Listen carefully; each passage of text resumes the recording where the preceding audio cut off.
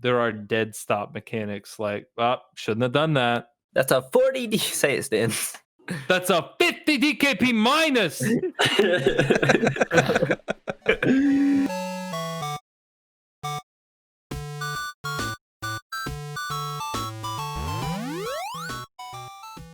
Oh, Dumb. we're live. I wonder if my guy sold that piece of junk. I never knew why he took it. Are we live? Welcome to We're the live. 8-Bit Opinions podcast. Woo! Here we are, baby. We're going live. Is this episode 10? It This is episode 10. right? Yeah. Nice, dude. We have double-digit episodes. Shout out Yay. to us. Good job, Stan. As always, I am Fosman here, joined by the boys. We got at BMel, at Nosferatu Cam, and at Zidane. Zidane, I'm telling you, man, I'm gonna keep doing it. All right. And you're just gonna have to keep listening to it. You're just gonna have to succumb. I'm ready. That saying succumb reminded me of what me and Stan were going on about yesterday. But anyways, as always, thank all you guys for coming. Thank you for joining the podcast. What's up, Cam? What did Stan and you go on about? It was a stupid joke. It was Yeah. just a stupid joke. Yeah, I don't. Uh, I feel left out. Me too, but it's okay. Um, We'll continue. yeah. oh, you poor guys. Yeah, it wasn't something that was, like Stan said, it's not worthy of being Mentioned. included anyways. Yeah. No, not at all. How we doing? I'm fantastic. I'm doing pretty good tonight. Great. It's my Friday. Right, dude. God, that's so Maybe it's awesome. the week. Yeah, I had a long week. You know, I had Monday and Tuesday off. You Right, worked with- the whole Wednesday, pal. I worked the whole Wednesday, Thursday, and I spent this whole afternoon just sitting in my car. What? You got I it. had to You got it drive. tough, man. Yeah, I got it awful. Yeah. So that's good. I'm glad to hear it. I'm doing good as well. What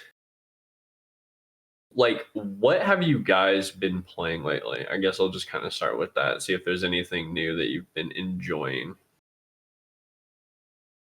Probably not too much right now. I was gonna say I've just been playing Apex with you, and I've been playing that. I don't know how to pronounce it. I don't know if I'm saying it right, but Carrion. That sounds right. But that game's so cool. You should be a monster, and it's kind of like a puzzle, Castlevania. What's Metrovania? Hey, Metroidvania? Metroidvania. There we go. Game. It's really different, and I've had a lot of fun with it. So, yeah, not a whole lot of nothing new. Just a lot. I've been hooked on Apex. I would say one thing that is fun is a game where you play as like the antagonist, kind of like Carrion or Destroy All Humans, where you're kind of You're the bad essentially guy. the villain. Yeah, it's always interesting. That game's on my list still. I bought it and played like 2 missions. Yeah, I just haven't because THQ Nordic this past year has been like mastering a lot of their video games, and like that, the Battle for Bikini Bottom, and Re-Reckoning, which was the only one I bought, which in my opinion was probably the most disappointing of those remasters, I would say, because at least like Destroy All Humans did get like an actual rework. I think they even added new cutscenes and stuff. I think. It looks really good. Yeah. I've seen gameplay of it. It looked awesome. Yeah, no, it's really cool, and like I got some money recently, so I'll probably maybe end up buying that one as well. But Space Engineer Stan, building Yeah. shit. Well, Space Engineers. So I have an update in Space Engineers, and I also have another update. So I'll get the boring stuff out of the way first. I don't remember quite where I left off last week. But this week in Space Engineer, we are establishing a space station in orbit, stationary orbit, because nothing moves in this game, around the Mars-like planet about 2,000 kilometers away, which is apparently interstellar, or not interstellar distance, interplanetary distance in Space Engineers, but that's pretty small in real world. That's been going pretty cool. I've got a big base going. I'm going crazy here. I'm having a lot of fun with it. But in addition to that, like I said, I had some time off this week.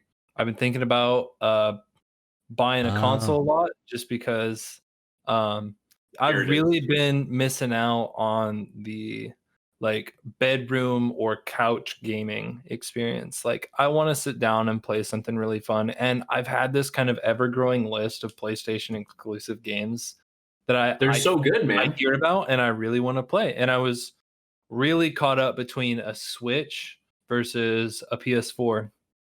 And you know, I was about to get the Switch because Zidane and Cam were telling me that they're cooler, but you know, looking at the list of games that I really wanted to play, like I could come up with a ton of games that I want to play on PlayStation because I haven't had a PlayStation since PlayStation 2, but I had a PlayStation 1 and a PlayStation 2. So like I got a good dose of it way back when, and I kind of been out of it. So I went and got myself a PS4 at a pawn shop downtown. And then I went to GameStop and picked up 4 new games for it, and I got one with it when I bought it. So I went and grabbed those because I forgot I was going to talk about them tonight. So I got Ratchet and Clank because I never actually played Ratchet and Clank. I did played not a either. demo of it on a PlayStation magazine demo disc. I watched Logan play them. So I've always wanted to play that. So a big thing here is like I kind of want to catch up on like the PS2 games that I never played or the things that I missed out from like PS3. So I also got Resident Evil Origins. I don't think that Ratchet and Clank game's an actual remake of, like I think it's a remake, not like a remaster. It's a new game, Like right? a reboot. Yeah. Okay. Well, I mean, that's cool too. So it wasn't even on the shelf at Best Buy. Like the guy at Best Buy, because I was the only guy in there, he walked up and asked if I needed anything. I'm like, yeah, go find me a Ratchet and Clank game for PS4, please. And this is what he brought back. So I bought it because I couldn't find anything. Monster Hunter World, that was the only game at the pawn shop that I liked. It was all like Garbage. NBA and yeah, bro games. Madden. The bro game. stuff. Love the character customization in Monster Hunter World. It's so good. This was an interesting find that sparked a little bit of conversation with you and me earlier today, Foz.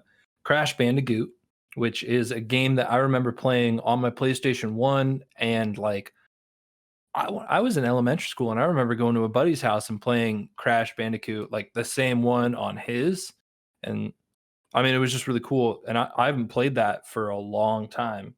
So I saw Crash Bandicoot and I'm like, holy crap, they have like a 3-in-1 remastered trilogy game. Insane Played trilogy, a little bit right? of that. Yeah. So this is Crash Bandicoot Insane Trilogy. It's 3 remastered original games.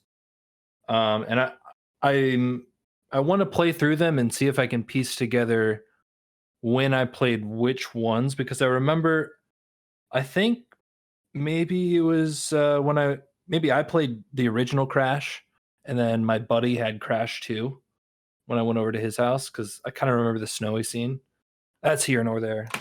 It'll come back to you. I really liked, one thing I wanted to say off of that is, I don't know if you guys ever played it, but for the GameCube, there was a game called Crash Nitro Kart.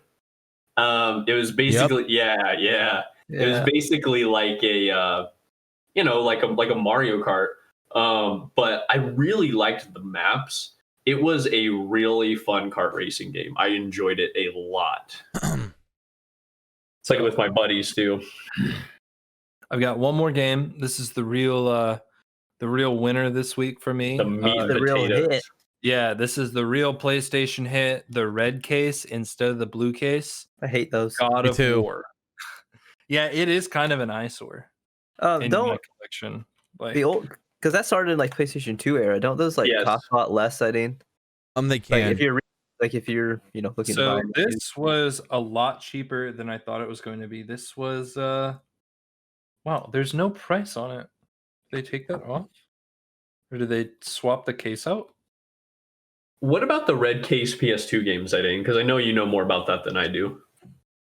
I don't know any red case PS2 games. No, I kind of thought- like the cost, I guess. It's kind of. I thought that was what Cameron was asking you, and I was actually kind of curious myself. There's No, there's the greatest hits for the PlayStation 2. It's the same color though. It's yellow, I thought, like across the. Yeah, something like Yeah, that. So I But- remember there were like platinum hit Xbox games, and they were the same case, but like this badge or I guess banner at the top, where it says Xbox, and like it's normally like whatever the Xbox color is for that generation. Hmm. Water. But that would be Need like just water. like a platinum color with like a monochromatic Xbox logo over it, I think. I don't think we ever heard what game it was. This is God of War. Sorry, I thought I said it, but this is the latest God of War. The only thing I don't like about it is that it's kind of hard to describe what game I'm talking about because I'm holding it up. It's the new God of War for PS4, and it's the one with the boy, the little guy. Boy. Boy, I do not know. Boy, It's a beautiful game. It's really It is. long though. darn. I think I'm like kind of in a mission 3. And like I said, it's been a big hit for me because it's awesome in the living room because I have a pretty cool sound system in there that I haven't really gamed on yet. But it's nice. It I has like like 5.1 with good bass. And then I moved it into the bedroom to like play it as I was like getting ready for bed, go to sleep for the night, play a little bit. That was really cool. I liked it a lot. It's just been great. And it's a I'm really prepared. refreshing experience from Yeah, being in here in my chair.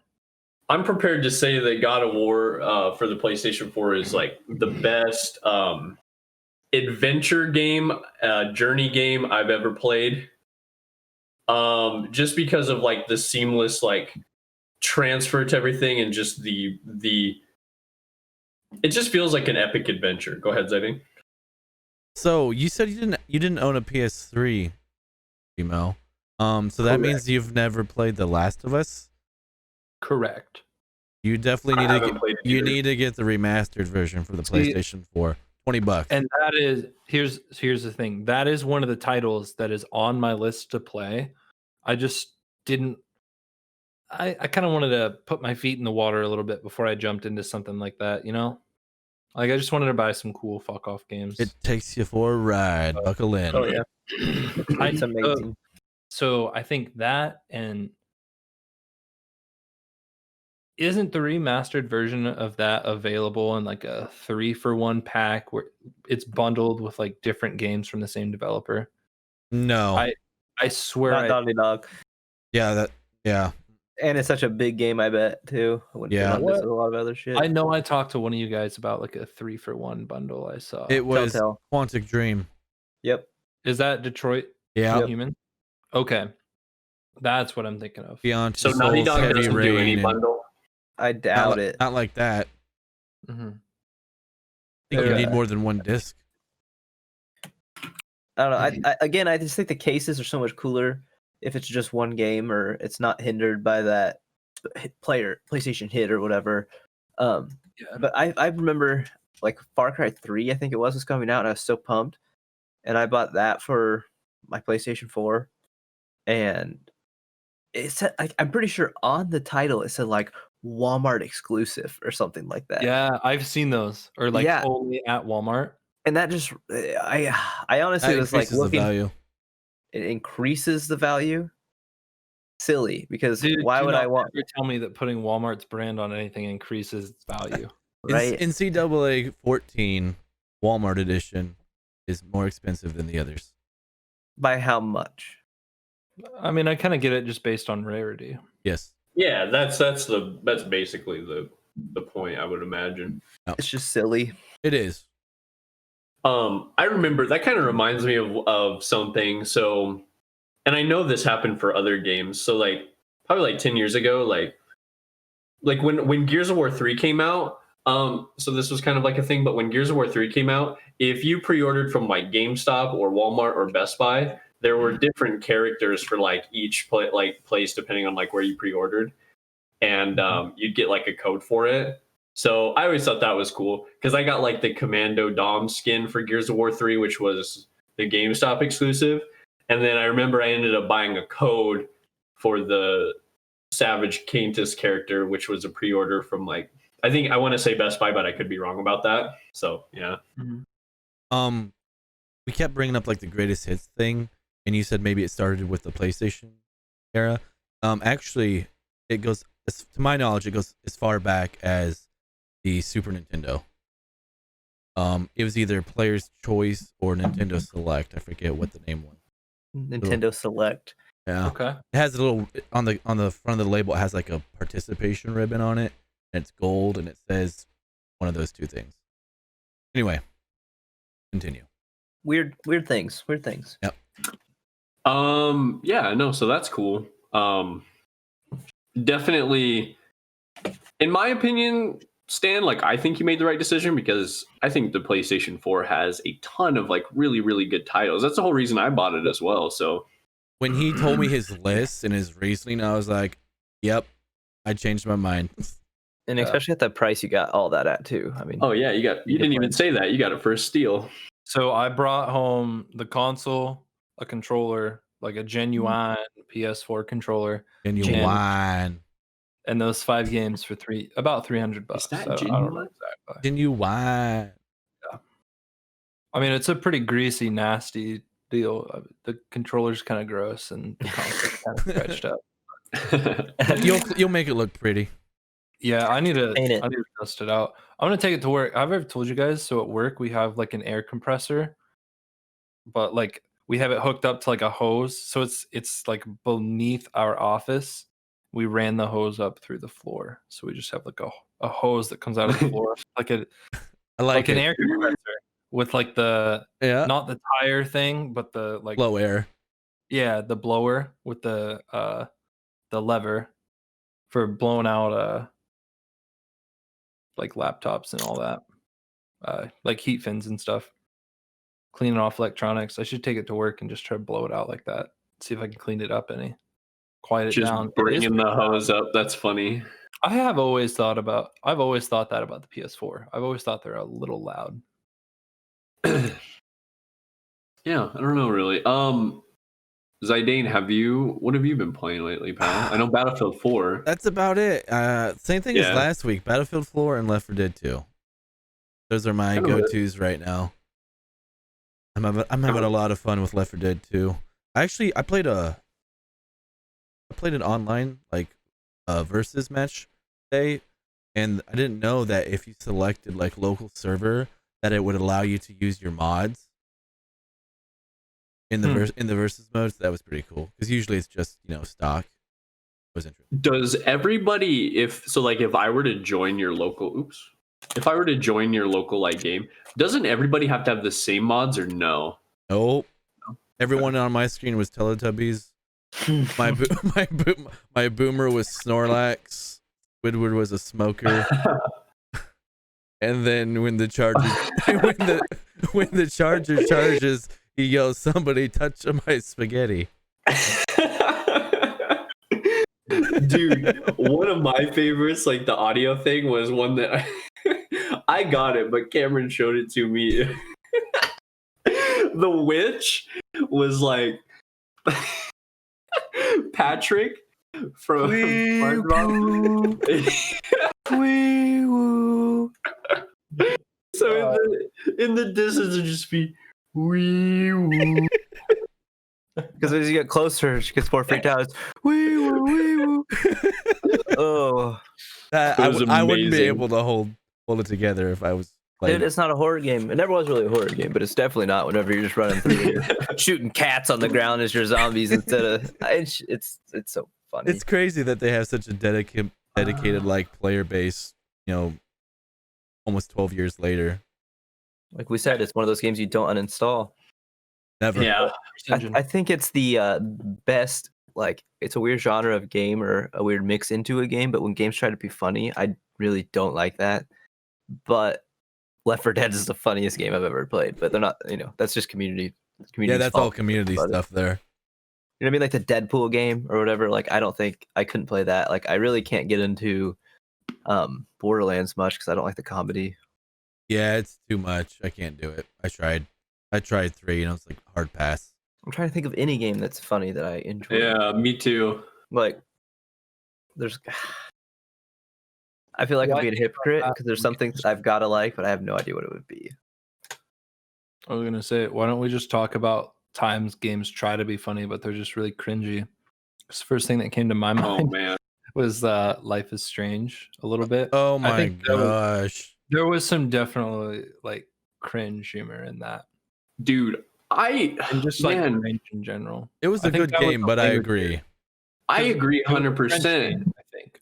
Yeah, it was. It's made by a French company. But what I was gonna say, as someone who has played I've actually played every single game in the Life is Strange franchise, including Tell Me Why, which is like the newest one that they made. And yeah, it's like some of the characters, man, the way they act, it's like it's really bad. Like some of the stuff, like how like I guess you could say like Chloe like presents herself in ways is like it's like okay, dude, relax like- a little bit. Is it like Mass Effect Andromeda bad? Yeah, why does Remember everyone all- hate on that game so much? It wasn't that bad. I don't know. He just talks No, about it. I remember the like, a dialogue in that game specific stinks. Mass Effect Andromeda meme of like characters just being stupid. It was like the crazy facial expressions they had Yes. like on launch. Like they had to patch it out. Like facial features like times 1,000%. The dead facial expression memes are that's the everlasting impression I have of Mass Effect Andromeda. I imagine like the default girl that they always showed in the trailers and like her teeth showing, her eyes like popped out or something. Like, I know exactly what Her you're talking eyes about. are completely open. She's like it was like a face created by scientists to be the dumbest looking face I've ever seen. One day I'll play those FOSS, I promise. Missing out, man, on I the own 'em original all. trilogy. I own them all. I don't know. It's like one of the best storytelling things I've ever seen. But one thing I guess I wanted to backtrack on a little bit is like because like Stan brought up like Life is Strange. And I think one of the worst things about like the later Life is Stranges is they focus too much on so like the first one was like a really good game with like really good story and some interesting characters. Yep. I love the story. The time travel mechanic was like really solid. I enjoyed that a lot.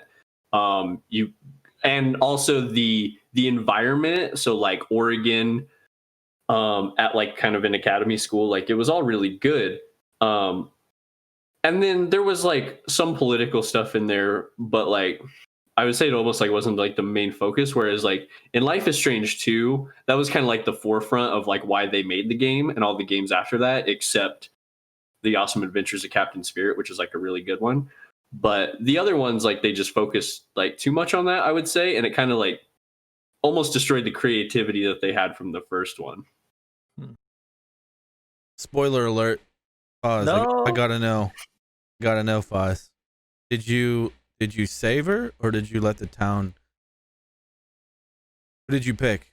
Did you pick the town or I picked Chloe. I know people Why? I don't see like I kind of liked some aspects of Chloe. Like I get what you guys are saying, like she's super cringe and all that, but like some stuff about her like I really liked, and she was like her best friend. So like I could see like from my perspective in the storytelling, like that's like I wanted to save her. I would say like the ending of the game is really bad because if you do destroy the town, then basically all your choices like basically don't matter. I didn't like that at all. As your choice is between one person or a whole town. Yep. he wanted Chloe. He hasn't Put me made- on record. If any of you guys ever find yourselves in that position with me, just put me down. Y'all ain't played Last of Us yet, boys. Yeah. I we talking think most people I'm not- I think the majority chose her, dude. To be honest with you. Well, I am the minority here. It was like 70%. Actually, it was more like 60-40%, so it wasn't like a great percentage. I But think it's a play style thing because, like, I don't know. I feel like in real life, I would pick, like, I would expect anybody I'm friends with to understand, like, the individual sacrifice for an entire town of people. For the greater good, man.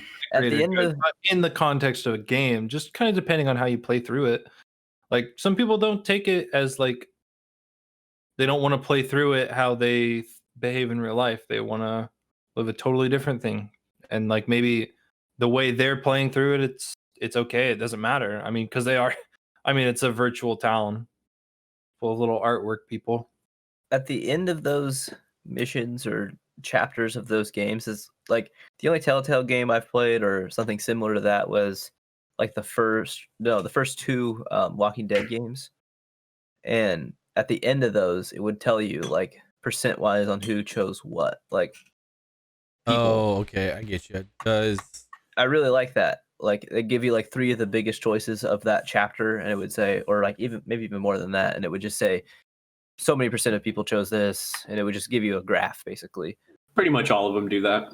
That's awesome. Okay, I'd hope that Kind was of par the for the case. course. Good. I mean, that really kind of, it feels much more interactive when you know what everybody else did. Yeah. To go back to like Life is Strange 1, I think honestly I thought both the options were shit. Like the ending of the game was really shit. So like no matter what you pick, it just kind of stinks. That has always been my biggest criticism of the original Life is Strange game. I apologize, I was still chewing there. But for a game that's so intensively dialogue and choice driven, where your choices do, for the most part, have a pretty dramatic impact on your gameplay experience, I would say. Not as crazy because, and I think they cornered themselves into this with the episode release scheme because, I mean, everybody has to start at the beginning of the episode again. So you're kind of forced into at least some timeline of events. But for all of that to culminate in one of 2 options, like Yeah. for Christ, come Exactly, dude. on. Exactly. BioShock had more endings than that. Exactly. And I mean, that guy didn't even talk. That guy didn't even talk, and he had more endings potential than you that. are so right, Dan. Yeah, no, it's such a great That point was- for a story-driven dialogue game. Like they really dropped the ball in the ending, 100%. And it's just so. I mean, if we want to indulge ourselves on this topic, do we want to explore how that could have been done better? Like, how would you guys end Life is Strange? What kind of, or like in an ideal world, what kind of variety of endings would you expect? I know zero about that game. I was gonna say I don't think Cam can answer that. Yeah. Trying to think. Well, so I think there should be. Let's start with, we already have the choice of individual sacrifice versus being selfish. We could duplicate that. Let's say maybe there's more than one person to choose from. Maybe you have to choose between you and 2 friends because you only have Chloe's crappy truck and there's only 2 seats. So one of you has to die. Can they just get in the Game back? logic. No. Can they just get in the back? No, this is Game his logic. game. So something Okay. like that. So like a choice between individual versus self versus like greater good sacrifice. And then maybe like, so even BioShock did this, like a good versus bad karma system. Fuck, Fallout does that. Any game does that. I'm pretty sure mobile games do that. Not to dog on it too much, but I mean, there should be like a variation of all of those. So let's say if you were a particularly evil player and you choose to sacrifice Chloe for the greater good of the town, maybe your ending is that you have to leave her in one of the life or death situations she finds her in all the time. Maybe the evil greater good, or like the, I guess, lawful evil ending of Life is Strange could have been that Max leaves Chloe to die when she could have saved her because she knows that if she lets Chloe live, it's going to cause the destruction of the entire town. Or that same thing from a positive perspective, if you were a good person and you decide to choose self-sacrifice, then you choose to sacrifice yourself.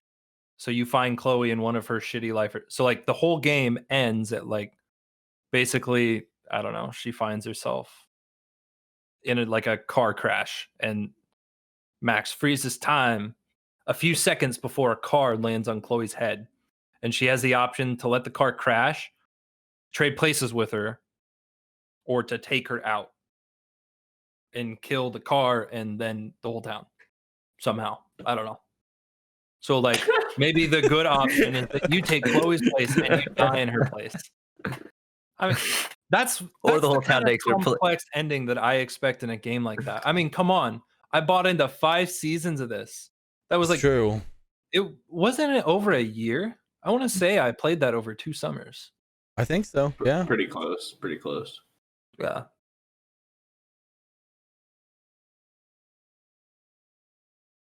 Yeah, I honestly I don't know how I would go about it, but it was lackluster. I would concur. I would, yes, it's so yeah, I mean that's pretty cool. So are we good? I'm good. I'm always good. Awesome. Zaidane's always chilling, dude. Always So vibing. cool. He's so cool. Those glasses, man. I got these nerd glasses.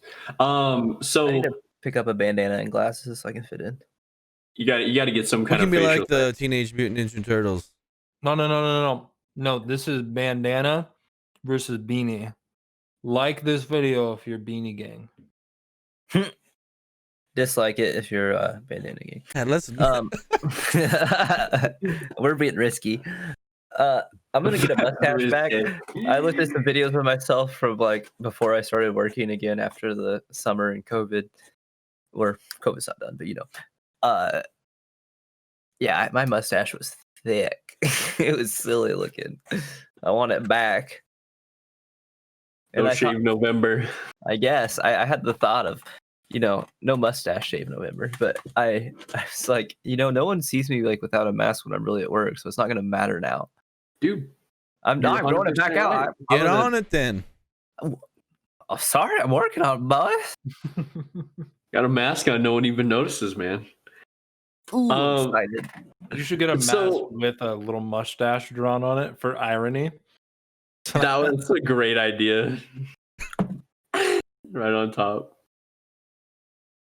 So anyways, one of the first things I guess I wanted to talk about is well, so like I make like notes and like stuff over the week of like stuff that I notice or like things that would be good to like maybe bring up or something like that. And last night I stayed up late because I was enjoying the Apex Legends like new season. And last night in my notes I just wrote EA stinks.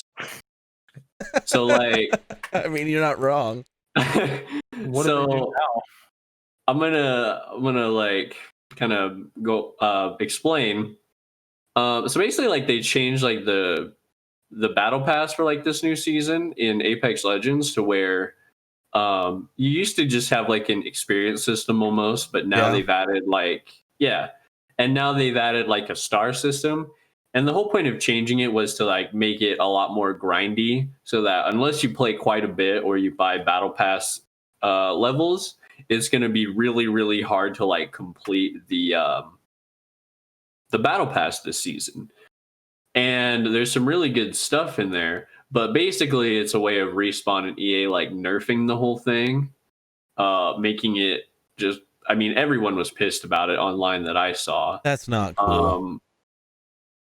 Right? No, it's not cool at all, especially because it was a system that had already been nerfed a little bit, but it was still doable. Yeah. Now it seems like almost every season they had nerfed it, and now they just boom, just like smacked it right into the ground.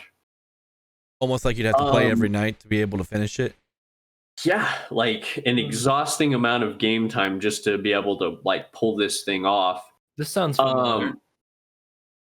And people got really like angry about it and everything, but You know, one thing I will say, criticism to the people themselves is like, man, I saw this same thing before with EA and Apex Legends when they had the first season and everyone got mad about the Bloodhound heirloom and all the loot box stuff in there. People got mad about that. And of course, people on Reddit, they bitch and moan for like Twitter, like for a couple weeks. And then nothing changed. In fact, the event after that, it was worse. And nobody brought it up again. So like, it's like, why do these people?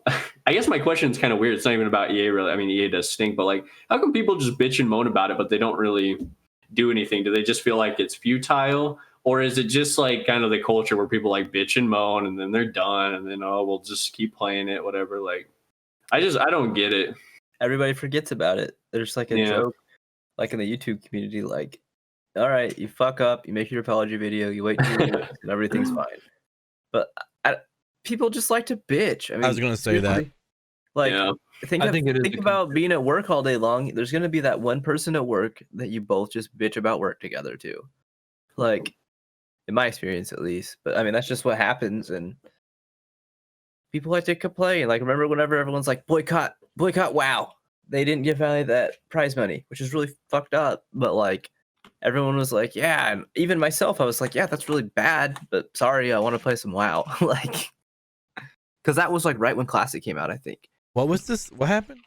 They held like prize money from a something player because he said like stand with Hong Kong, like in an interview, and it's fucked up. They were just trying to suppress stuff, and I'm not, because one thing Zidane is like, Blizzard has a huge Chinese market. Okay. So they usually try to appeal to that because it's where a lot of their money comes from. That's why people kind of talked about like the irony of Blizzard when they suppressed this guy for trying to talk about like social rights in Hong Kong and whatnot.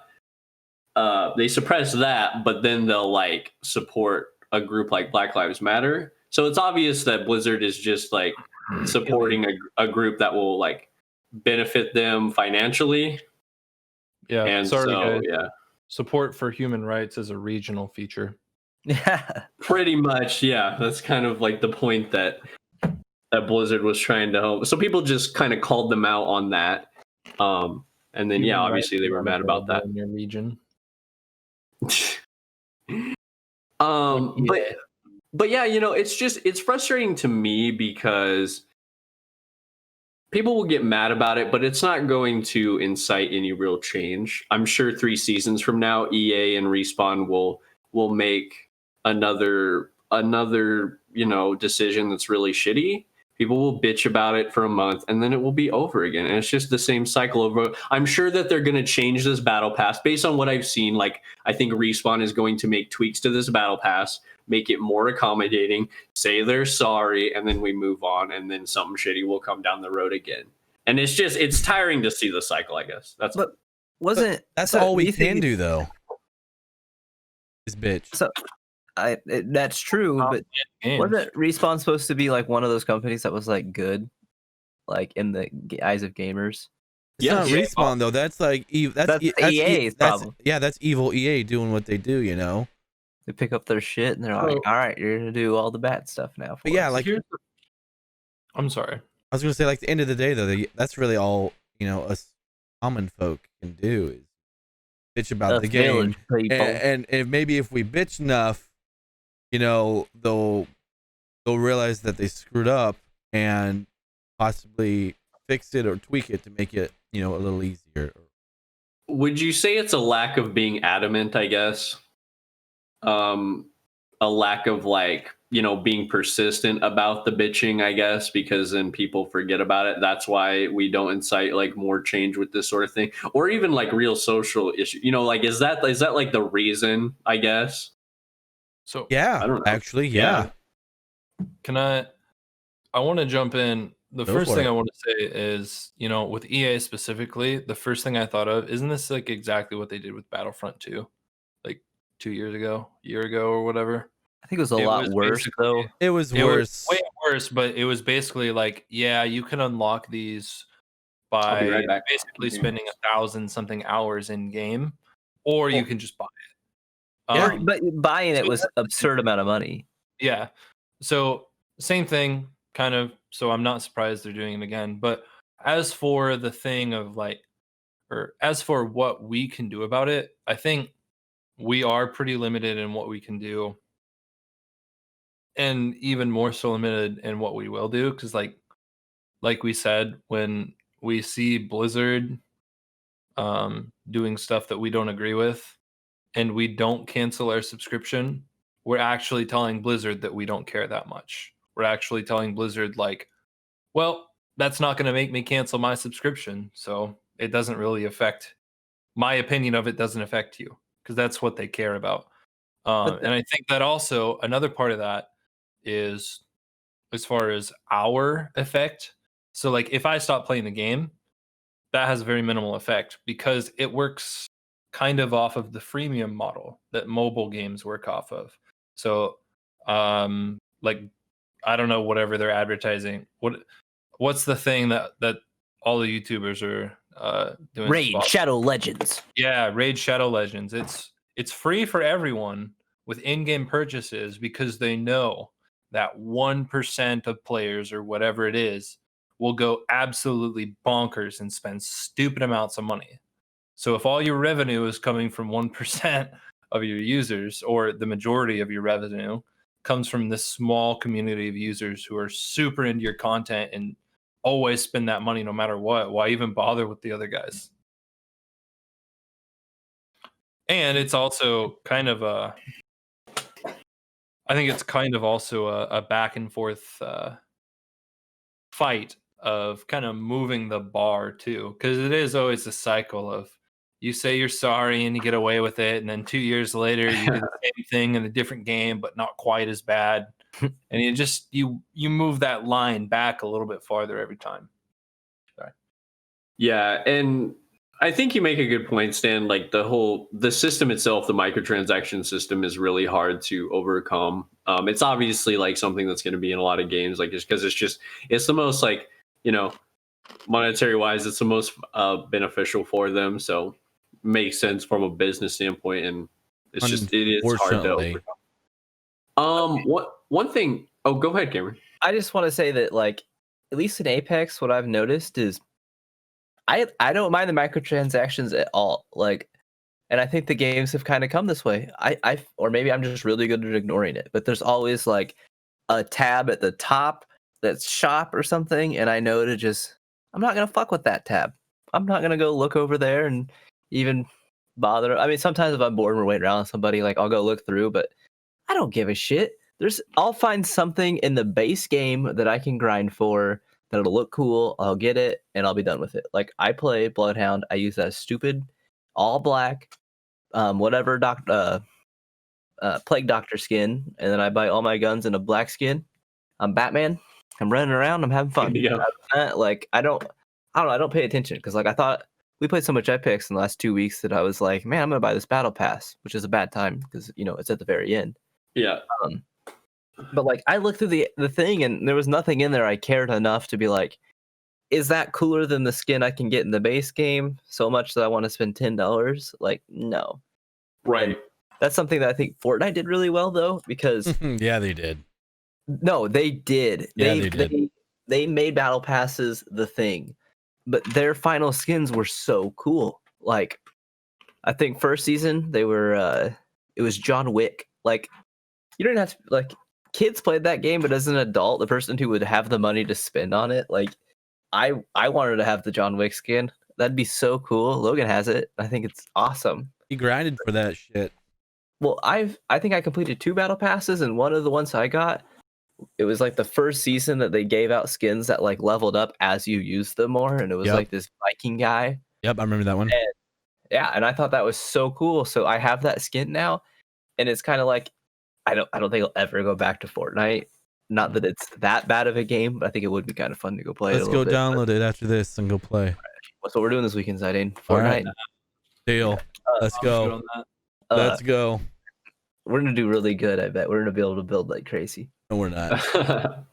My point is, if I can get something cheap, I'm pretty happy having one cool thing. I don't need every single cool thing. Like, I'm not gonna cycle through it, though. Apex does it really well because Fawcett has a lot of cool shit for Wraith, and or actually a lot of characters, and I'm assuming there's a random option for your skins, and you can just Yeah. you know, is there a that's the coolest feature. Like I like Retail WoW that there's a favorite random, so you can favorite so many of like your mounts, and then you have an option to just mount up, and it chooses one of your favorites.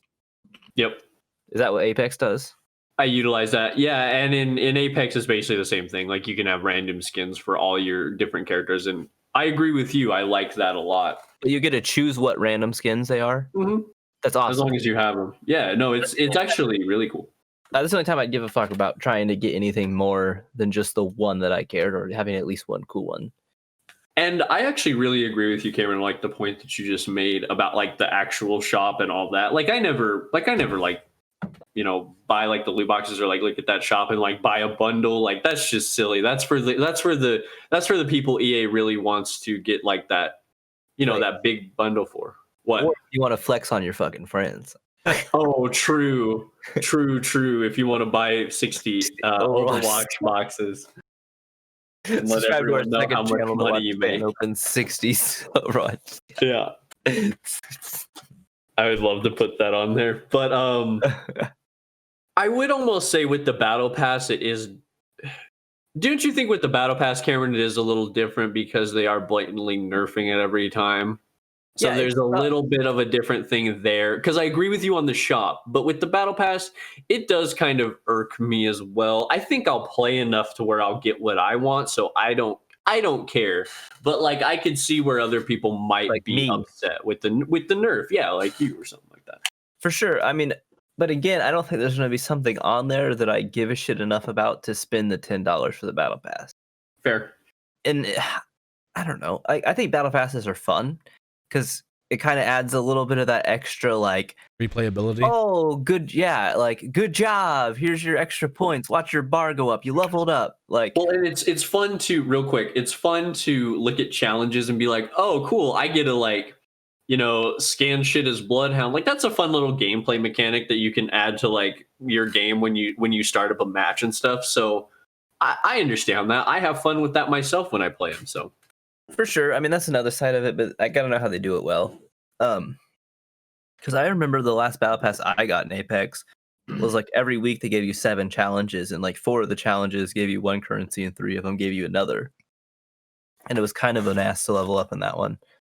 But I don't know. I was pretty big in Apex. I think that's when I put like all my time into it. right.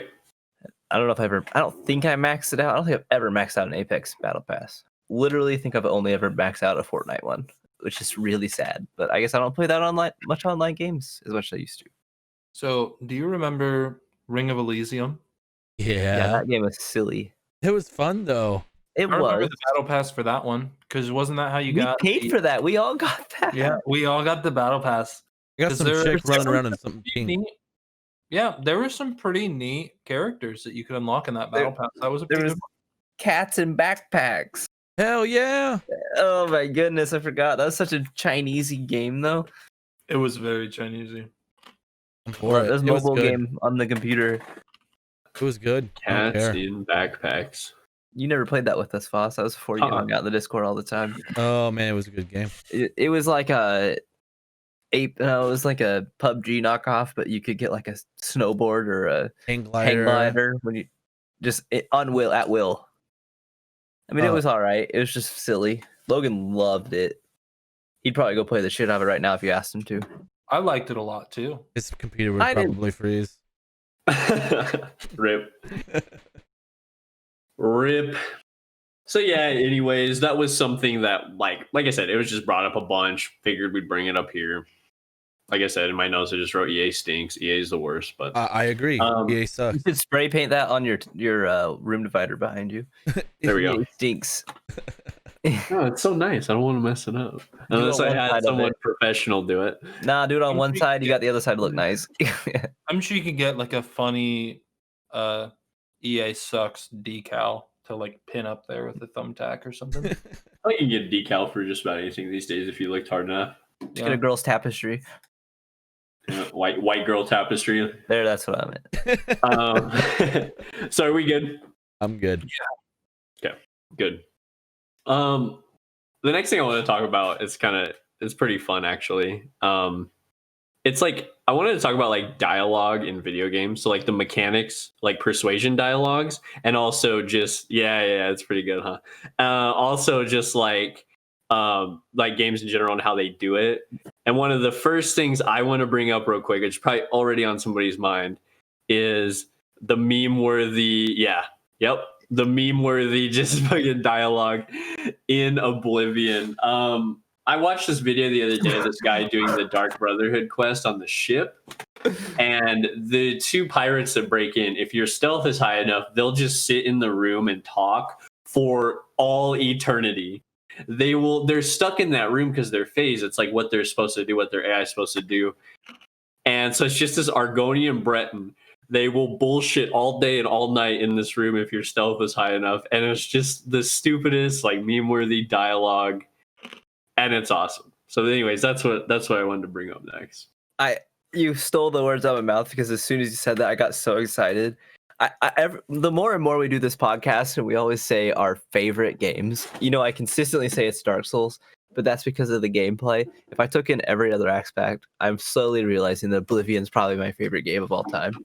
Because everything we talk about, I can almost pull back to it, and it puts a big smile on my face too. And like Brandon had just played through it, and I was vicariously living through him, like getting all excited about the things he was doing. And oh yeah, that halt, stop right there, like stop right there, criminal scum. Yeah, nobody breaks the law on my watch. Exactly. And the thing that makes it so much better is that they had like however many voice actors, like a single digit number of voice actors for like thousands and thousands of lines. So I think that just makes it even funnier because you're just so familiar with the voices too.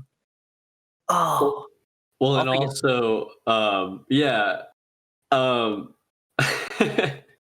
just like, especially some of the offbeat like stuff they would say. Like I remember one time I had like a warrior type character who was like high on strength, athletics, all that or whatever. And I'm in the Imperial Market. I was going to like repair my sword or something. And some random guard, and all the guards in Oblivion, if no one's played it, like they're male. It's interesting in the beta version of, this is like a little side note, in the beta version of Oblivion, there were actually like high elf guards as well, at part of the Imperial and stuff like that. They looked really badass, actually, not just like the Imperial humans. But anyways, this male guard was one of the default like Imperial guards. He's like, I'm like walking by, he like stops. He's like, "Look at the muscles on you." Oh, it's so good. I think that I'm a Bethesda fanboy, like, because the other dialogue thing I want to talk about was the Fallout series, like 3 in New Vegas, was so good. Like, just the silly, different, random shit you could run into, and just listen to people say, and the silly remarks. Like, yeah, you're clicking on the dialogue; it's typed out dialogue, but like, the cringier the better. It doesn't have to be cringy. It could be so funny, like stupidity. You were talking about level 1 intellect run through Outer Worlds, which that's inspired by Fallout. Like, I never did that, but you said the options on there were really funny. Like, I just want to piece you back to that whatever game you guys were talking about earlier, like having multiple options. You have so many silly, funny, serious, hard ass options that you could want in Fallout. Like, I remember sometimes you'd have like 6 different things you could select through in a conversation and be like, I love that. Like, that's so cool. And the more dialogue options, the better. So like in Dragon Age Origins, in some conversations, there's like 6 or 7 different texts that you can choose from. That's fucking awesome, man. Because I like to roleplay my characters a lot of the time, unless they're like definitively one type of way. Usually they're kind of like in a gray area. So they'll choose like, I want different options based on like the lore of my character, what my character feels, how they react to certain situations, and then I want to pick appropriately. So yeah.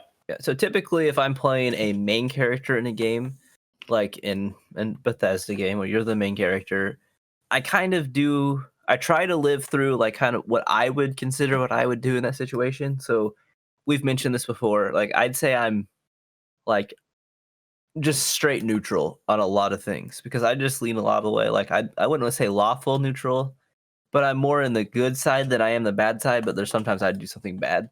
But then if it's a game like another Bethesda game, I'm pretty sure Dishonored, like Corvo in that game, I think that he wouldn't just go on a total rampage killing spree because you can do that. You don't have to stealth through. But I think he would only kill who was necessary to be killed. You know, so I kind of put myself into the character, but then I played how I think that he would. So I used kind of both sides of it.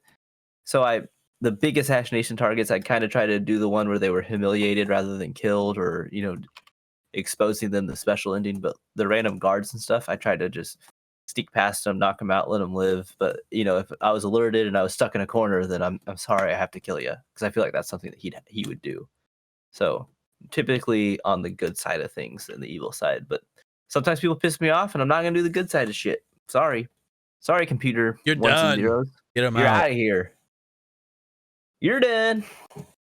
A game that, when you brought up dialogue, for me, a game that really stuck out was, and we've mentioned earlier, the Quantic Dream game, Detroit Become Human.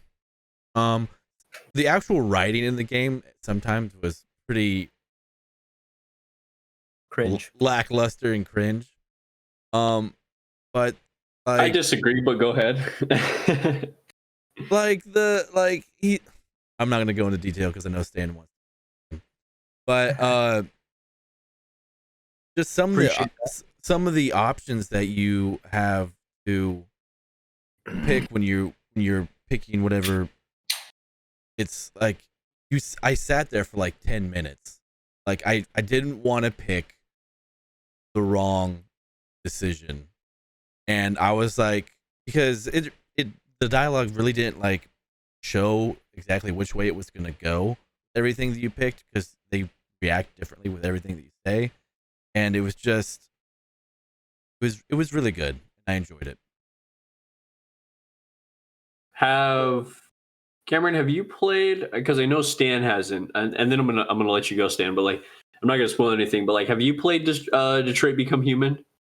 My fiance has. Oh, that's right. She did.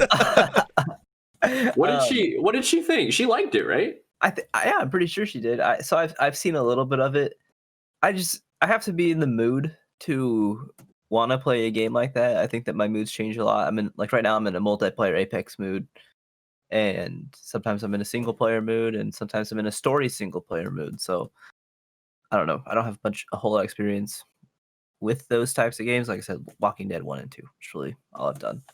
But I think she liked it. It looks cool. I just can't sit down and do it. I'd love to play through Heavy Rain. I just don't think I have the attention span to. Jason! I love that. But no, I really again, it's kind of like turn-based combat in old JRPGs and RPGs like that. Like, I can really appreciate it, but I gotta really be in the mood, and that's really not for me most of the time. Also, those games have professional, like legitimate actors and shit like in their games, so like the quality is so high. Yeah, I think that's so weird. Like Detroit looks really, really good. Does Detroit have real actors in it? Yes. Yeah, like the one with Ellen Page, and then there was the one that was like with the Wendigos. It's a horror mystery. The Wendigos. Until Dawn. Yep. I watched Logan play through that. Like, we just all sat around drinking one night and just kind of pretended like it was a movie. That's the best. Yeah, that's kind of why I built my appreciation to have a good memory related to it, and I appreciate it. Or like Lizzie's playing it, like I can sit there and watch for a little bit and be like, all right. But it's definitely a good. Awesome. I've said many times in the past, it's a lot about gameplay for me. Like, I love story, but if there's a game, it's gotta have a little bit of gameplay with it too to entertain me. It can't just all be story. Like, a walking movie. Choose your own adventure book. Those are cool. So, pretty much what the game is. As far as dialogue in games that I've played recently, I recently have been playing a little bit of Outer Worlds. I don't feel like I'm really taken off very well in that game. Probably because I'm just playing a lot of Space Engineers instead. But I feel like when I am in a dialogue conversation, They've done a very good job of having a short selection of like Fallout 4 style dialogue options, but just- there honestly has always been an option that's more or less exactly what I wanted to say. Unlike Fallout 4, they list what you're gonna say. They don't just give you a very short description. I think it's a good blend of how the old New Vegas and 3 were versus 4. Like you select them in a list. Yeah. They're not super detailed, but they give you a lot of options. If I could like talk on that for just one sec, like I honestly thought Outer Worlds was a little I could have used like a couple more options most of the time. I was actually surprised that's something I didn't like too much about it, to be honest. Is I feel like in a lot of situations I could have used like 2 more options, kind of like what I was talking about earlier. I don't know your guys' opinion on that, but yeah. Sorry, Stan. Go ahead. No, so there was one last thing that I was going to bring up that just kind of popped into my head towards the end of this. Dialogue kind of as a fourth wall breaking Easter egg. That's a very specific memory that I have from Donkey Kong Country for the Super Nintendo. I played. I When remember does it playing. break the fourth wall? Yeah, I'm curious. So there was this like I'm not sure if it was technically like an Easter egg, but it was just this little scene where you would, you know how those games where you would like walk off screen into a new area. You walk into a new area and it's Cranky Kong, like the grandpa monkey with Yeah. his old like Is he really lanky? jungle. Yeah, he's cranky. He's old. He's got a big beard. But he's Well, he's- lanky, isn't he? Yeah. He's really skinny. Pretty sure it's a he's got walker. Yeah, he's got his wooden turntable record player. There was always this meta joke for all of his voice lines in the Super Nintendo games about the advancement of the technology. And there was one scene where you went and it was right at the beginning of that game for the Super Nintendo, and he made some reference to like the upgraded graphics of the Super Nintendo. And I looked the quote up while we were talking. The exact quote that he said was something, something, something, all the colors in this scene, all the dialogue option. I bet they wasted half the memory already just on this section alone. So like referencing how the developers are managing memory in the game in a dialogue option from Cranky Grandpa Monkey. From Cranky Grandpa Monkey.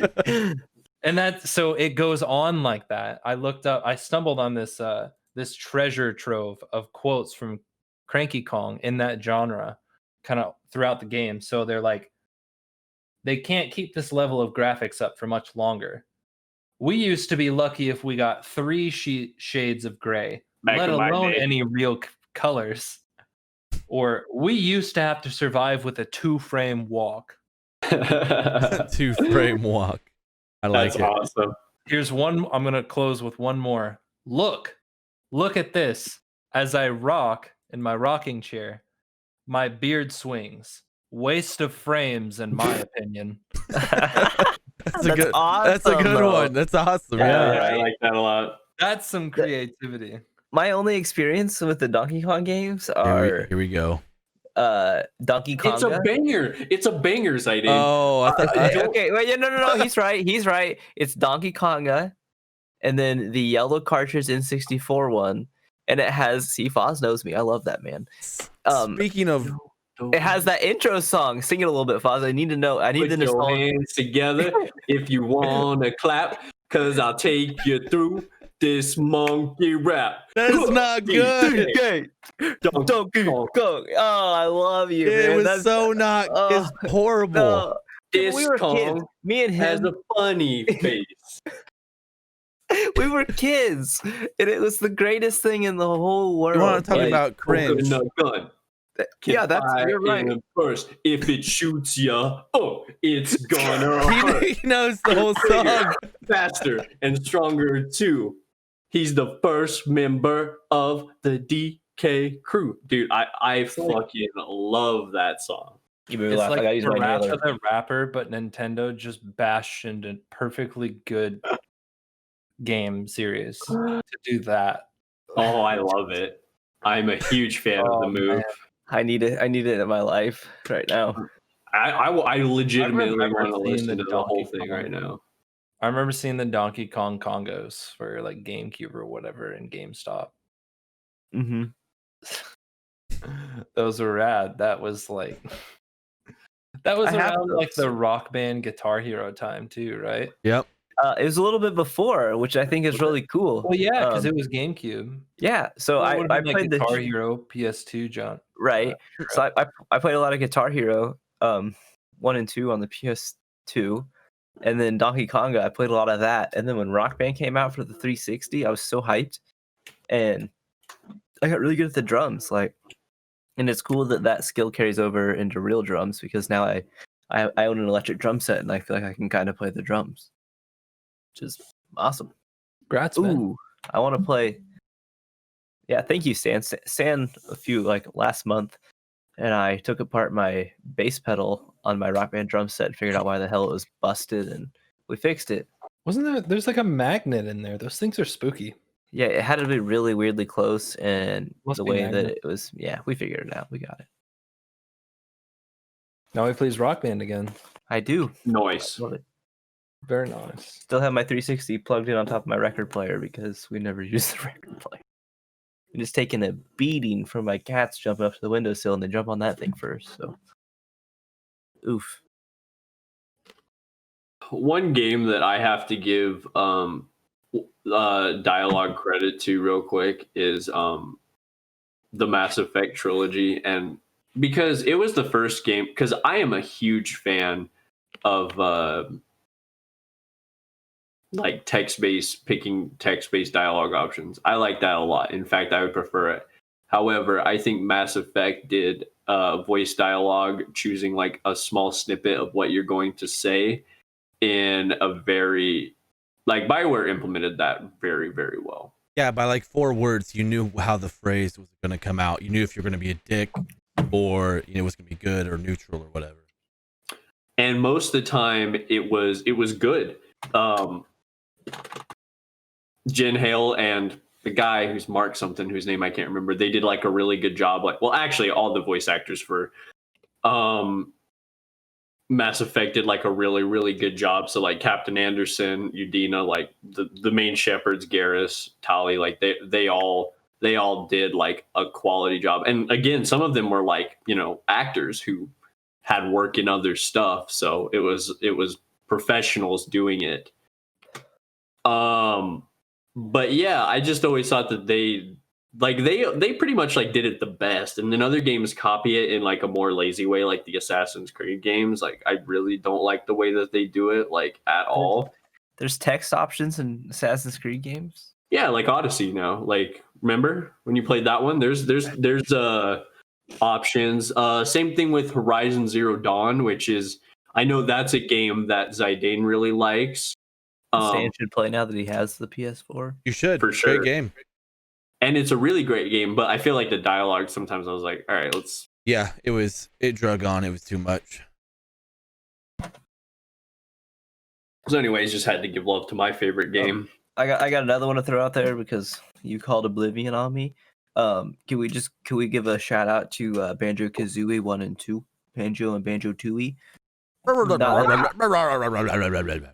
Yeah, not that there's any real, not even that. Like, although the dialogue that they had in that game was again very silly, the little voices that they used were the best thing in the entire world. Every sound. There I can't do it. There was one, I forget who it was. It just sounded like it was farting the whole time. It was fantastic. The big, I'm sure we've said this on here many times. The big shark scared the shit out of me. His voice was really weird too. I don't remember his. I don't remember it. I went remember through the sound he made. a comp of that on YouTube of like 1 and 2 voices. 1 and was- 2 voices. Yeah, Sounds it was funny. great. It's totally worth it. It was a nostalgia kick. Big old hit of nostalgia. So are we good? Oh, we're good, boy. I'm fantastic. Cameron's good too. All right, good. Let's get on with it. We already wasted half the Wait. memory. No, wait. I'm sorry. I was not good. We never see what you mentioned. did We there. said dialogue options. But you of all people, Foz, you never mentioned quips in new games. Like, Oh, it's like true. that's multiplayer dialogue. Like Apex Legends stuff. Yeah, like any game now has quips. Well, it's called quips in Apex Legends. And Say- they say, Yeah, and they say, and they say, that's exactly what reminded me of it. And they say, Foz is, oh, dude, he makes me laugh. Oh, But dude, voice they've even voice clips are so good. Sorry, I'll let you go, but like voice clips are so good too because like it's such a new way to BM people. "Oh my god, so it's a way good." to be toxic, bro. I love one shotting someone in Overwatch and then saying and they say and flying away. oh, but Apex is taking it one step further, and you can meme on people even harder. And Foz has been doing it to me. You can drop like a fucking hologram on the ground that says, or Foz's is like Wraith standing there, and it says "looking for me" or something along the lines of that. Like, not only is that just a big meme to do on people if you keep dropping them, but like you could actually fake them out. So that one time, whenever there was that downward stare, you should have like went right and dropped it looking like you went down there, but then just went back up. Yep, I bet they would have went down there. they probably would have. I shook them anyways, but what a lot of times what I'll do with that one is I'll drop it and then I'll execute somebody, so they're just looking at the hologram as I'm murdering them. FNG is always the first to go. Yeah, I like to use it to toxic be pause. Yeah. Anytime to BM, if it's BM or if it's funny. So another one, it just reminded me because of like my Overwatch mouse that I bought. It's super shiny and I love it. It looks nice. I know, right? So I used to play a lot of Winston in Overwatch. Winston does I not have remember that. so on mouse button 2, Winston does not have any ability. Like there's no like a lot of heroes have an ability on that one. Winston does not. So what I did was I Oh boy. I assigned my voice clip to my second one. That's So amazing. and there's this one where Winston he starts the voice clip by laughing. So for a whole game, I'm just laughing, spamming the laugh emote, and especially when I kill somebody, to where literally all 11 other people, my teammates included, just hate my guts, dude. It's so annoying. But like it doesn't like mechanically, it really doesn't change. Like I can still play the game. I literally just hold it down and I just play the game. There needs to be a different word for the way we play games versus like toxic, because we're like a nice toxic or like Yeah. silly. There's definitely much more toxic people out there than us. So yeah, we're definitely silly toxic. we're like just memers. clowning. We're just goofing off. Trolling, trolls. No, No, that's clowning. negative connotation as well. Like You think? Yeah, kinda. most of the time I would assume. Yeah, Fooling, goofing. we're Goofing. goofing. We're just having fun, but people don't like it sometimes. We're gimmicking. Yeah, there it Yep. Yep. We're So- gimmicking tonight. I have one more out of left fielder to throw in on this topic. Who here remembers the game Facade? No idea.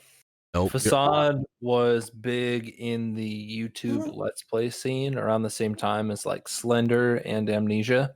So kind of like an early game. It was a really low quality, low poly, like 2D objects in 3D space game that was pretty much entirely text driven. So the scene was that you went to this apartment where a couple lives, and the couple like basically start fighting, and you interact with them by actually typing your response. Like it gives you a text box and you type a complete sentence to say to the characters. And like it doesn't Genji, get out of here. I'm talking with my hands and Genji just swatted at my Snatched you. my hand. But you would actually, type to these characters, and it wouldn't like try to speak what you wrote or anything, but the characters would actually speak back to it. So if I don't know how it worked. I think it was keyboard based. So like if you try to interrupt the fight by soliciting oral favors from the wife, she would respond like, "Oh, are are y- are you coming on to me?" or something kind of like that, kind of generic. That was a really interesting game, and that was, like I said, They it play it for was toxic players. it was completely dialogue driven. Like you could walk around, but all of it was arguing with these couples and kind of figuring out the key words to say to get different endings. And there were endings like they fight, they get back together, they kick you out because they hate you. They fight and then make up. I don't know. You can fix their relationship as well. I now I remember the game you're talking about. You go over to like dinner with Trip. them or something like that in their apartment. Yeah. And yeah, I do remember that game. And what that actually reminded me of, Stan, is that could almost be like the future of like dialogue in video games, to where It should be. you can literally, hopefully, yeah, like Zidane, like it evolves into like you can say whatever you want, and they have implemented so much dialogue that it's literally going to work. It's a big task. It would be difficult, but it would literally like work no matter what. Damn, that would be so be cool. really cool. Yeah, And like No. especially like an RPG. like the sense of AWS exploration, Fine. like on a key point, like in sense of exploration, like figuring out the right thing to say so you can progress Yeah, without having it prompt, 5 things like, oh, I picked the wrong one, I want to pick the next one. You have to Right. figure it out. That'd be really cool. that would be, and a game that like was able to pull something like that off. That would be that would be something. I got inspired by another mechanic. So Baldur's Gate 3, the new one that's coming out from Larian Studios, they actually have a really cool dialogue mechanic when you play with your friends, where you can vote on what you'll say. Yep. Just another way of letting everyone interact. It would be cool if like both your characters were there. That would be another cool thing about dialogue in games, is if you played like an RPG or something. And I mean, I know this works in like, it kind of reminded me of Divinity, but I'm talking about like you're both in a cutscene almost. Like maybe you can even talk to each other with NPCs, like stuff like that. Ooh, that would be awesome. If it was done really well, Cameron, man. That would be a good time. That would be a good time. Those games interest me. I appreciate them, but can't do it. Tried. So Stan, I looked up some screenshots of that game, and yeah, it doesn't look good. It was, the whole reason it was ever popular was because, like Stan said, it was YouTubers made it popular, basically 100%.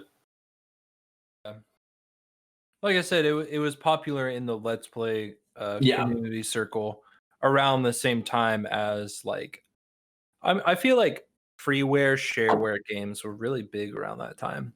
They're 'Cause there were starting things to like- get to be right now too. Yeah. Well, I mean, can you blame them? Nope. What did we start the episode talking about? Daisy. Yeah. Oh, dude, there were so many. And I kind of missed that. There was like a fun rarity to finding the games that YouTubers are talking about and like going hunting, looking for like I'm sorry.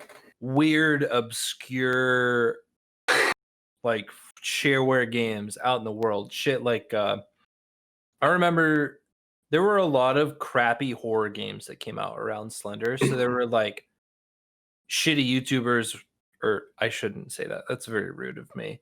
Up and coming Stan, YouTubers. We're of shitty YouTubers. Yeah, we're actually part of that group. I'm proud to. up and coming YouTubers would feature these kind of like sketchy, crazy games that you download off MediaShare, and that's kind of how I got into. I've talked about it on the show before. Those like RPG Maker type games. That was around that was about the same thing. But all those like weird sketchy games. There was one where it was basically just like you walk down the hallway of like a movie theater or something, and like eventually spooky stuff showed up, and then there was like Slender, and around that same time there were the Secure Containment Protocol (SCP) games.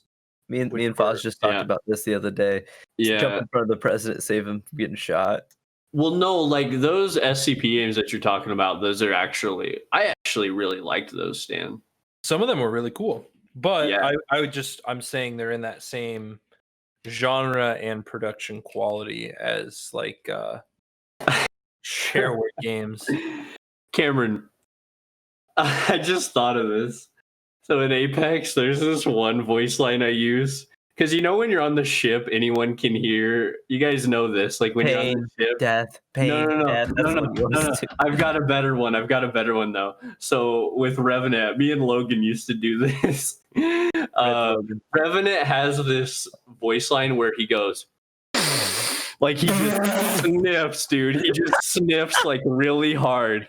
And then he says, "That's the sweet aroma of fear." So what you do is you just spam the sniff over and over again. I love that. And he's got in Apex. In Apex, it's really cool. They have different iterations of every single voice line in the game. So there's like 3 different kinds for each voice line, right? So there are 3 different types of sniffing that you can do.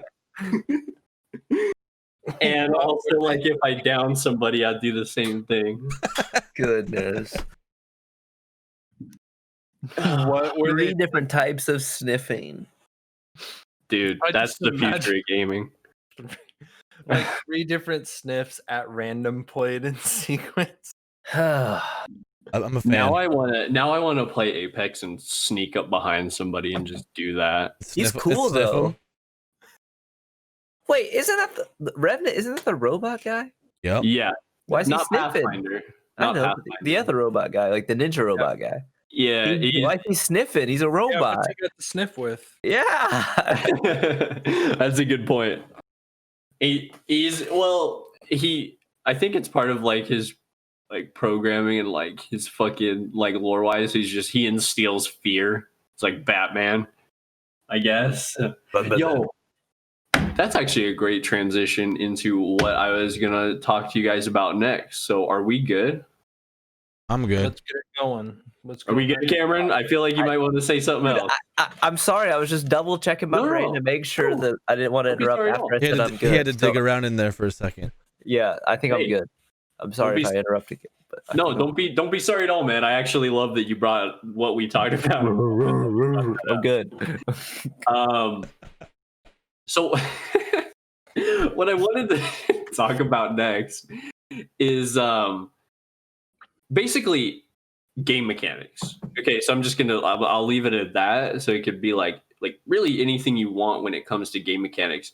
The reason when I said Batman, it reminded me is because Batman for the PlayStation 2 had this really cool fear mechanic with your enemies. Because one of the main reasons they did that was the main antagonist of the game was Scarecrow. So, and obviously Scarecrow, his whole thing is instilling fear.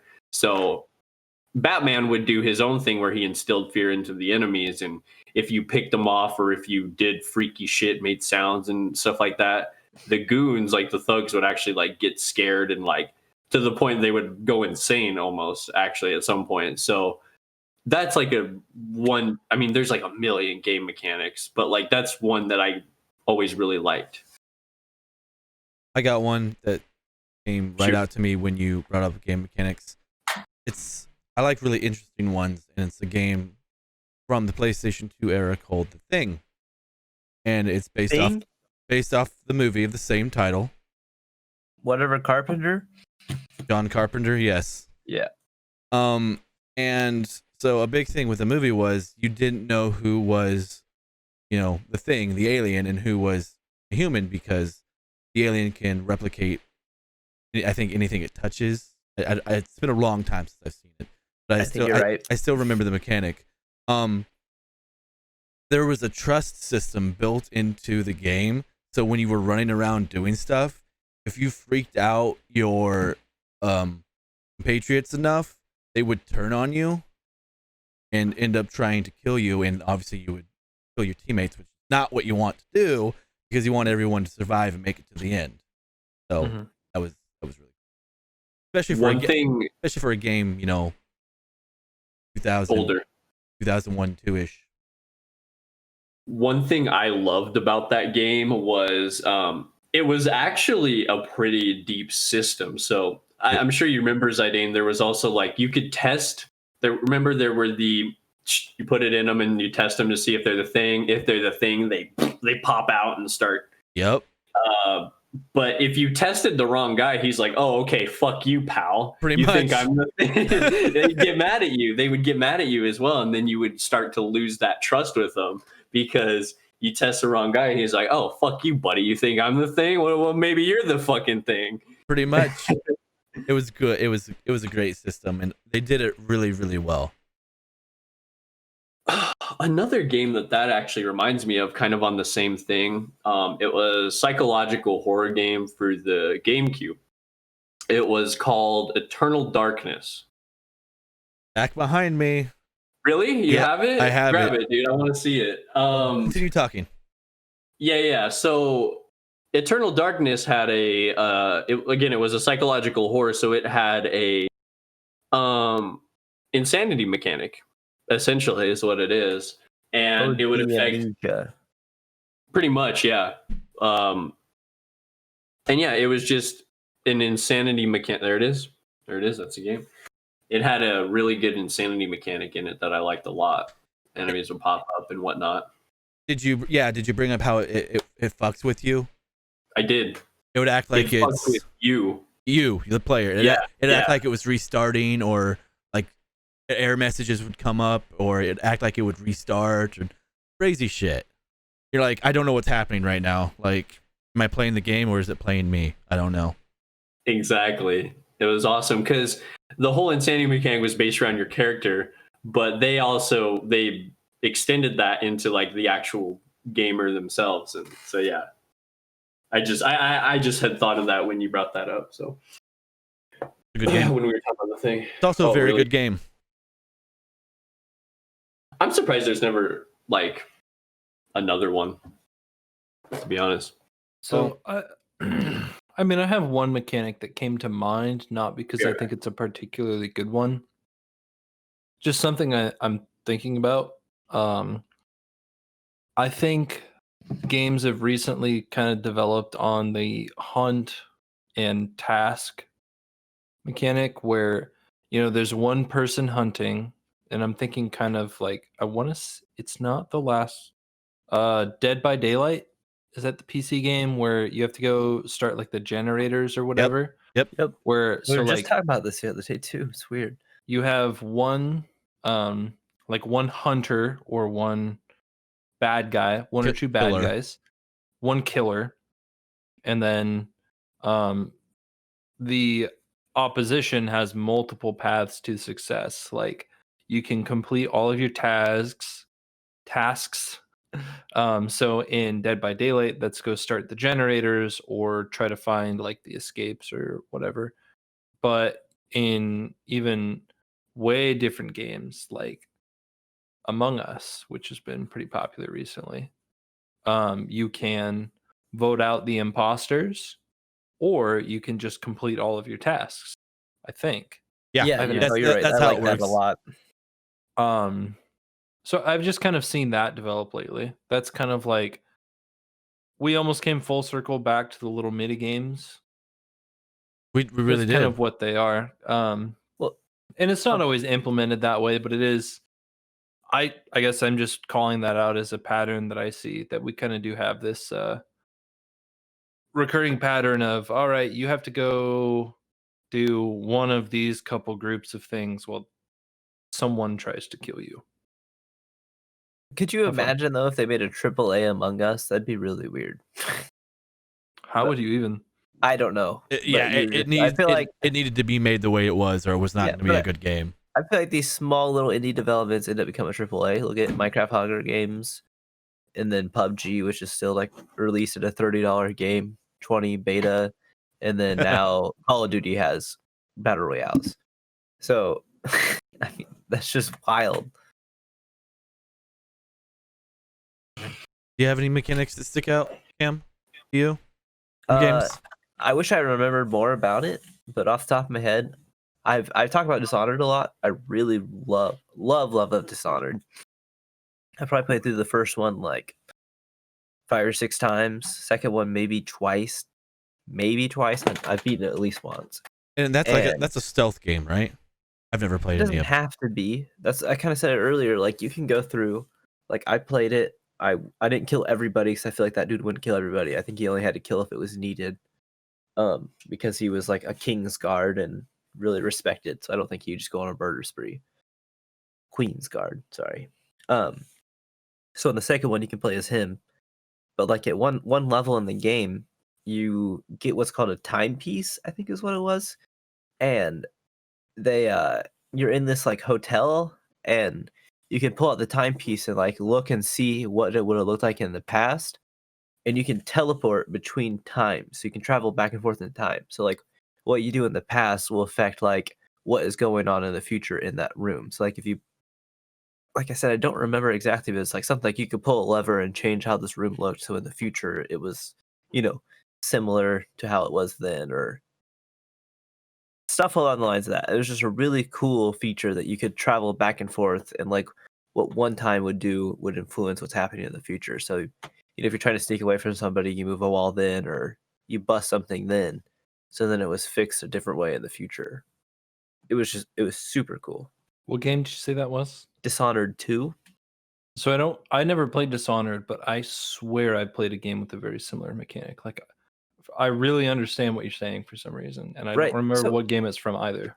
On the developer standpoint, that's crazy. Like when they have to make like 2 different levels in one level and then allow you to like move around in both and then travel to the other one. Like it doesn't make any sense to me how they managed to do that in a video game. Yeah, I mean it's honestly super impressive like what they can do. I remember like the magic like system and going into the other realm like with that character whose name I don't remember, but he would like upgrade your magic and stuff. But yeah, no, that's actually a really cool mechanic for the game. One that I thought of that's like super fucking annoying and actually ruined the game for me is because I never finished it. Was in Far Cry 2, the fucking malaria thing was so annoying, dude. I just want to shoot people. I don't want to take my pills. Right. You're right. It's weird how grounded in reality they made that. But Yeah. I love that game. I'll fanboy that game a little bit.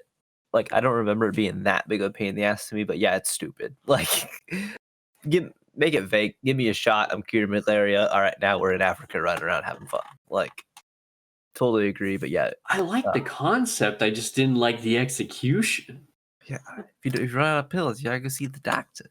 Take my fucking pills, dude. I just want to. It's a Far Cry game. It's a sandbox. I want to go shoot. I don't want to I'm not a fucking grandma taking my pills. It's not. You can't say it's a Far Cry game because saying it's a Far Cry game has like connotation of open world with towers you climb, unlock it, open the map up, kill stuff, craft.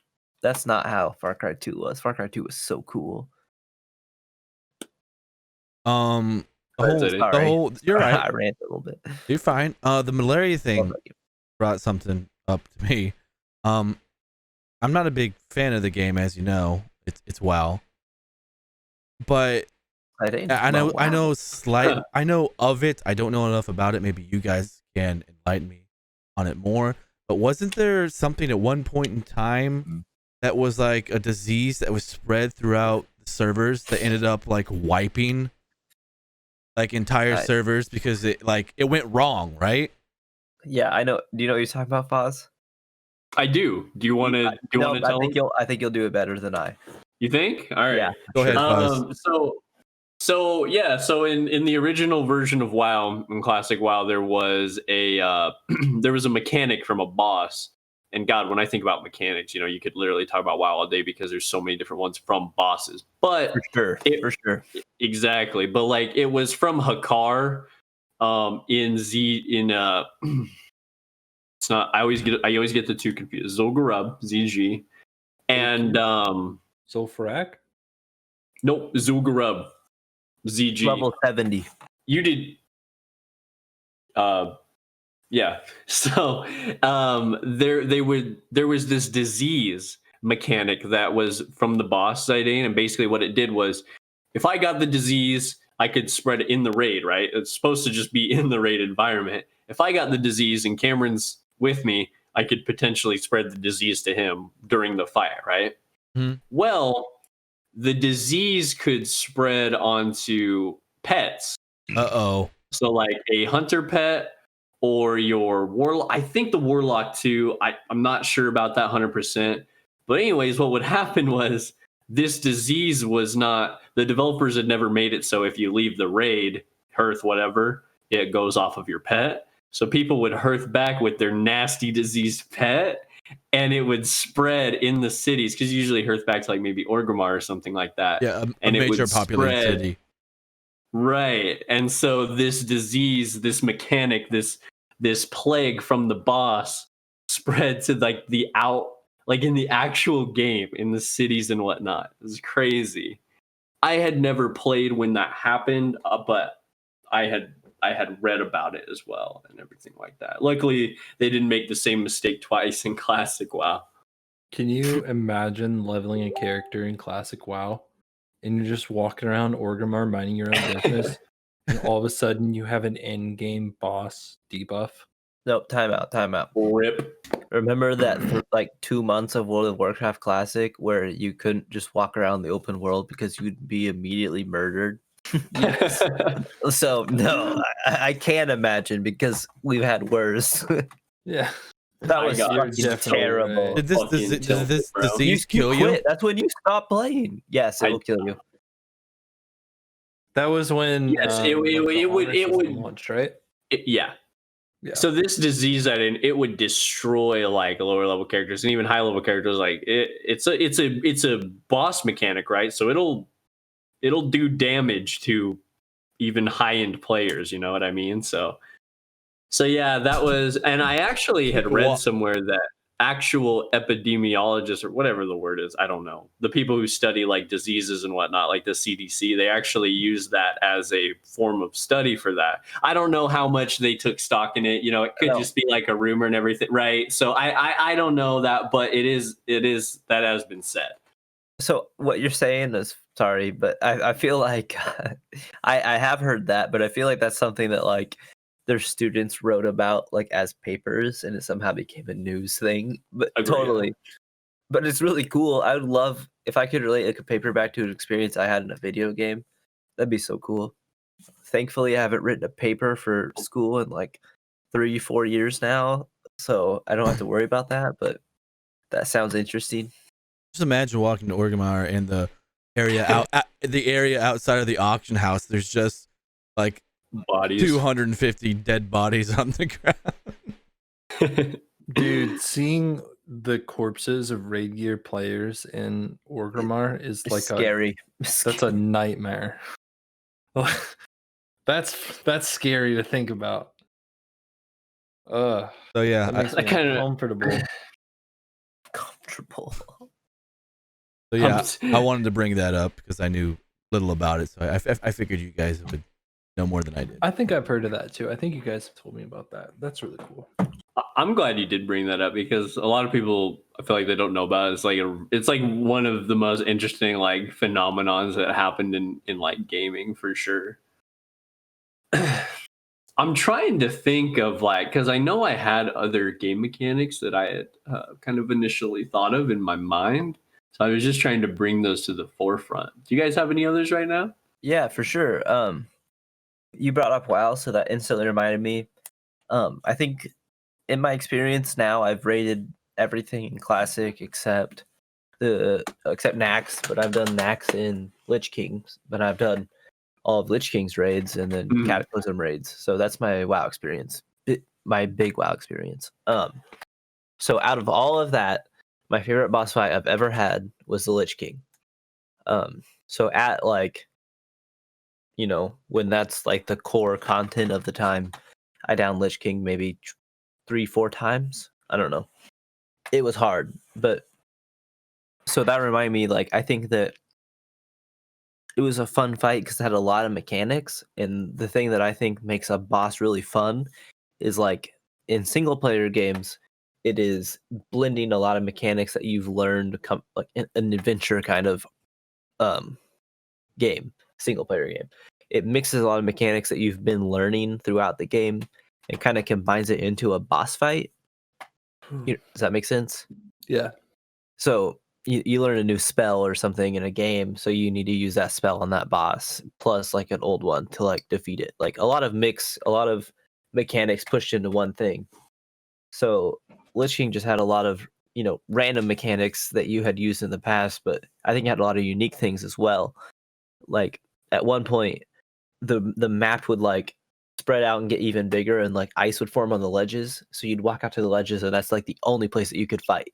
But while that's going on, mechanics from previous phases in the fight were still going on. So the whole time in that fight, like these Valkyrie, like angel things would come down and pick up a character and start to fly them towards the edge of the map. And if you don't kill those Valkyries fast enough, it's an instant death of those characters that got picked up. So it's just like, it starts with one mechanic in the first phase, and that mechanic carries out, but you've got to deal with it in different phases. And also another mechanic that kept happening was like called Defile.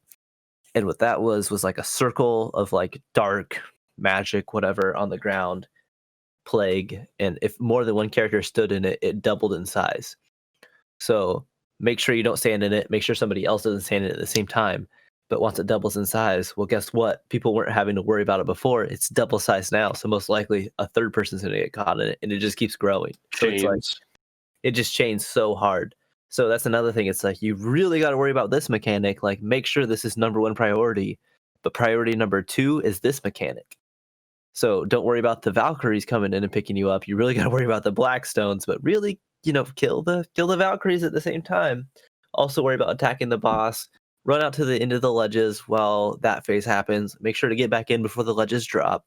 So combining a bunch of different mechanics into one single boss fight, that is like the perfection of game mechanic. Like, and then you have people working together in a multiplayer aspect, like worrying about all that happening. So boss fights that mix in mechanics are freaking phenomenal.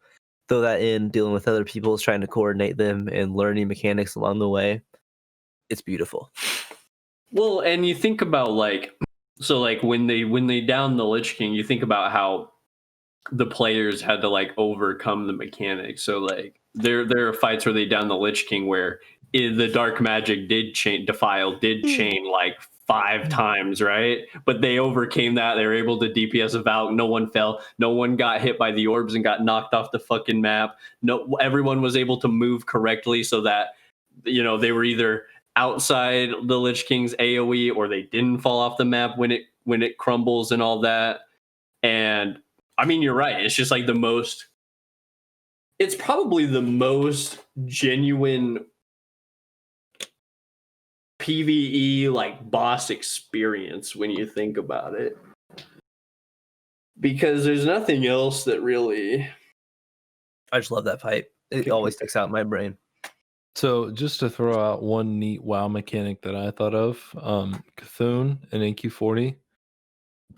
I always thought his I-beam thing was pretty crazy. So what that does is Cthulhu will cast his I-beam on one character, and it will chain to any other character in a certain, is it 10 10 feet? meters. 10 meters. Yard, 10 yarders. Yes. 10 of them yarders, yep. Yep. And a 10 yarder Yurdius around the player.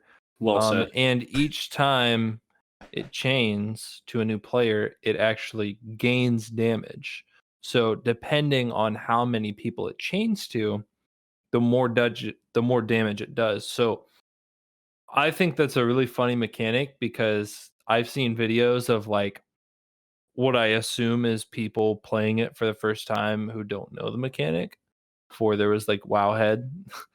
And like the whole raid just comes around the corner into Cthulhu's lair, and the first guy, the guy in front, gets zapped and the whole raid just falls over. Like You get fucking 40 roasted. characters just fall over. See ya. That's one of the crazy things about WoW is that there are dead stop mechanics. Like, shouldn't have done that. That's a 40 D. Say it, Stan. That's a 50 DKP minus. You say it so well. I fucking mean it.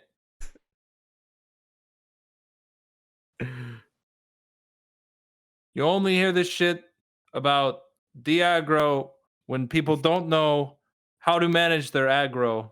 That's deep lore right there, what he just said. For those That's deep listening who internet don't get lore. that. Yeah, internet lore. That sorry. is like a re-upload of an animation of like a TeamSpeak voice chat recording of Wow, TeamSpeak. like I don't know what it really was, but it was Ventrilo. like it was an audio only recording of an early attempt at Onyxia in Vanilla World of Warcraft. So they were trying Onyxia and they wiped, and the raid leader was just Pissed. Not having he it. was a real feller. He got pretty heated about it. He said some things, He didn't mean told it. people to stop. He took away some points. I want to say one thing. Minus how he goes about it, he's actually like a really fucking good raid leader. The way he shot calls and describes, obviously he gets a little heated, but other than that, the dude is like legit when it Well, yeah, comes to raid leading. All you gotta do, you just gotta keep dots up on every time. On every time. More dots. More All right, stop dots. SOTP. Stop. Fail swipe. Oh man, it's I mean, like Kara said, it's You gotta love legendary when it comes to internet lore. If anyone hasn't seen it, they should definitely check it out. And with that, I think we're gonna call it there. Are we good, boys? I'm Yeah. good. Pretty good. swell. I'm very Good, well. good. So, like always, thank you guys so much for doing the podcast with me, with us, I should say, actually. So very much joint process here. To anyone who listened thus far, thank you so much. I love you for that. Appreciate it. I love you for that. Definitely comment below like stuff that we talked about in this video. So Yeah. does I want to hear EA more game mechanics. Does EA I- stink? Yeah, I feel like I definitely should have come up with more game mechanics. Like that's on me. So definitely like people in the comment section, let us know like interesting Your game favorite mechanics ones. yeah, ones that you really liked, or maybe ones that were annoying. Just whatever you want to talk about when it comes to game mechanics, let us know. And then finally, what's your favorite Oblivion dialogue meme? Oh, or what's your dude. favorite voice line BM? You gotta let us know in the comment section. So I Thank have you. one. thank you very so much. important Outro Go message ahead, what's I up? have to give everybody. Do it. I'm just saying, objectively, if you're not liking, commenting, and subscribing to this It video, sounds like a threat. you are hurting the guild. All right, you're really just wasting everybody's time. Honestly, if I find any more of you viewers, signing up for Mm. raids, Get coming to 'em. this podcast every week, not liking, commenting, and subscribing, I'm gonna start taking away your loot council points. Get And 'em. I'm not kidding. All right, that's gonna be an actual 50 DKP minus. Not Actually, really. I in love you. IRL. If you're here and you ever like, comment, and subscribe, I appreciate it.